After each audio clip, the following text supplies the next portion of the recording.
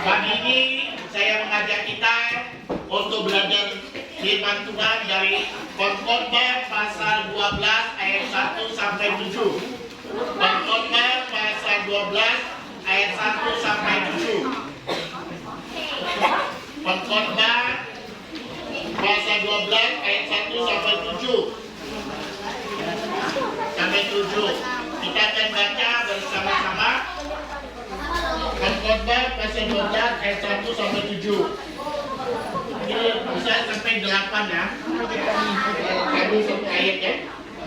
Pengkhotbah pasal 12 sampai ayat 1 sampai 8. Kita baca secara bersama-sama. Kita mulai. 1, 2, 3. Ingatlah akan cita-citamu pada masa mudamu, sebelum tiba hari-hari yang malam dan mengatakan tak ada kesenangan untukmu di dalamnya.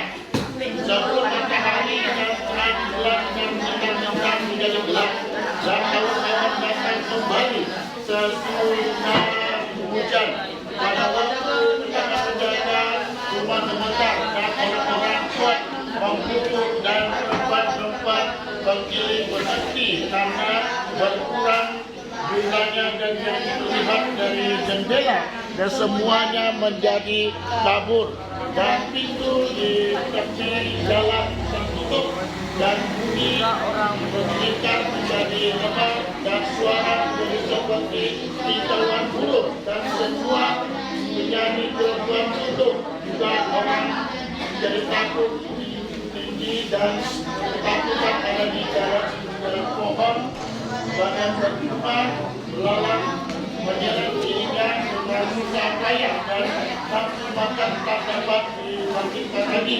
karena manusia pergi ke rumahnya seperti semula dan roh kembali kepada Allah yang mengaruniakannya kesusiaan katakan bahwa segala sesuatu adalah sia-sia. Nah, pada pagi hari ini saya mengajak kita menemukan temanya adalah ingatlah penciptamu. Siapa pencipta kita? Kita tahu bahwa dunia dan alam semesta ini diciptakan selama 6 hari. Hari pertama diciptakan yaitu terang. Hari kedua diciptakan cakrawala. Hari ketiga diciptakan yaitu memisahkan laut dan darat dan tumbuhan biji. Yang keempat Allah ciptakan yaitu sun, moon, star, matahari, bulan dan bintang. Yang hari kelima Allah ciptakan binatang yang di laut, di udara dan di darat. Hari keenam ciptakan binatang yang besar dan manusia. Manusia pertama diciptakan yaitu Adam dan Hawa.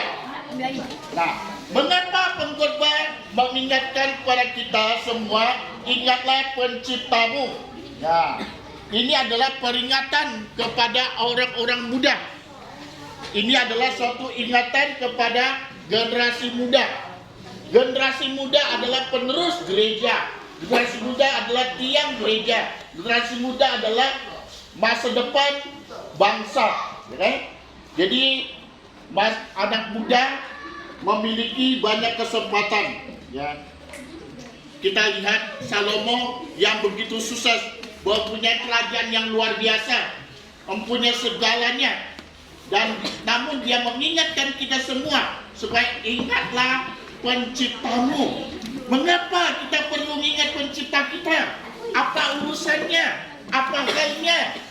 Nah, pagi hari ini ada 3 hal mengapa kita harus ingat pencipta kita.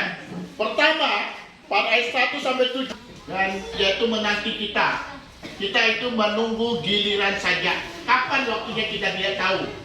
Kalau kita melihat di dalam Kejadian 3, manusia jatuh dalam dosa, manusia mati secara rohani, ya, mati secara rohani. Mereka tidak lagi bisa berhubungan dengan Allah. Mereka diusir dari Taman Eden. Tapi di pasal 5 dikatakan Adam sampai 930 langsung mati. Metusalah sampai 969 langsung mati.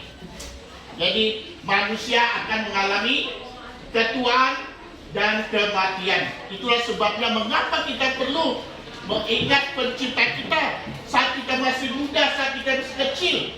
Kita harus ingat pencipta kita, yaitu Allah kita, Tuhan Yesus. Hanya in the cross, hanya numpang. Oleh karena itu, ingatlah penciptamu. Jadi, itu alasan pertama mengapa kita harus ingat pencipta kita. Karena kita akan menjadi tua dan mati. Okay? Yang kedua, alasan kedua, karena waktu hidup kita itu berlalu dengan cepat. Nah, waktu hidup kita berlalu dengan cepat. Di dalam pasal 11 ayat 9 sampai ayat 9 dan 10 dikatakan, bersukarialah hai pemuda dalam kemudaanmu, hendaklah jantungmu bersuka pada masa mudamu, dan turutilah keinginan jantungmu dan pandangan matamu tentang sekarang. Jadi begitu cepat. Ya, sekarang kita lihat belajar kelas 7, nanti setelah selesai SMP, nanti SMA, waktu itu berjalan begitu cepat. Tetapi kita harus ingat pencipta kita. Dalam Pemazmur katakan, ya, kita itu seperti rumput, ya kan? Dan pagi itu subur, indah, dibuka kan, sore sudah layu kan. Dan Pemazmur katakan hidup manusia itu hanya 70 tahun, kalau kuat 80 tahun, ya kan? Jadi karena waktu hidup kita akan waktu ini, jangan kita menyediakan kesempatan yang ada. Kesempatan yang pertama adalah kesempatan untuk bertobat, percaya dan Yesus.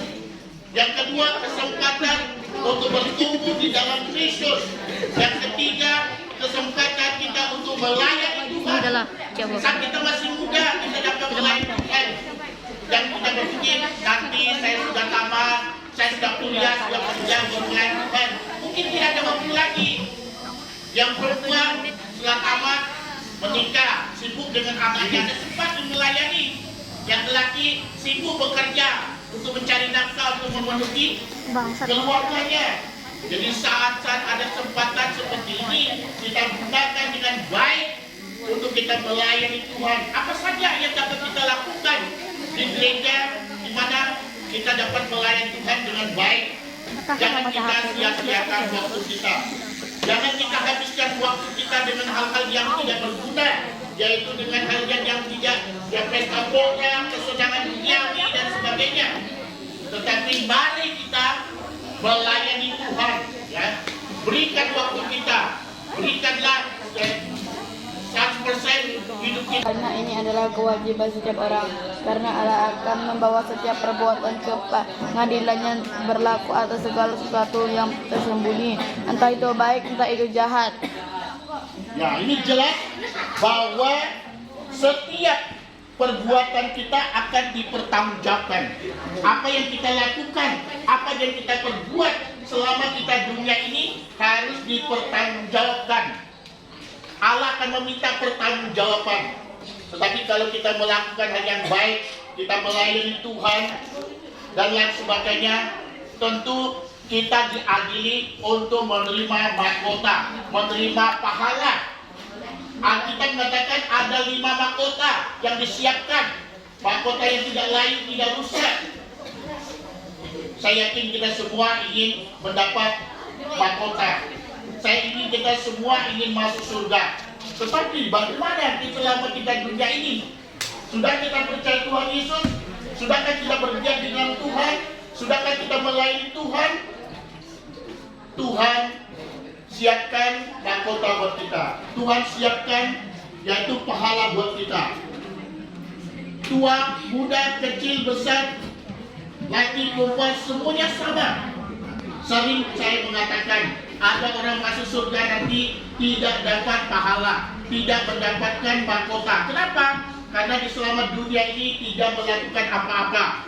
Mereka hanya sebagai penonton.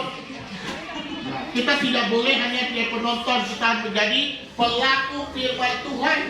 Dan itu yang sangat penting. Nah, jadi kita yang sudah percaya, kita diadili untuk menerima mahkota, yaitu yang Tuhan siapkan, yaitu pahala. Jadi sekecil apapun yang kalian lakukan, yang kalian perbuatkan, yang doa.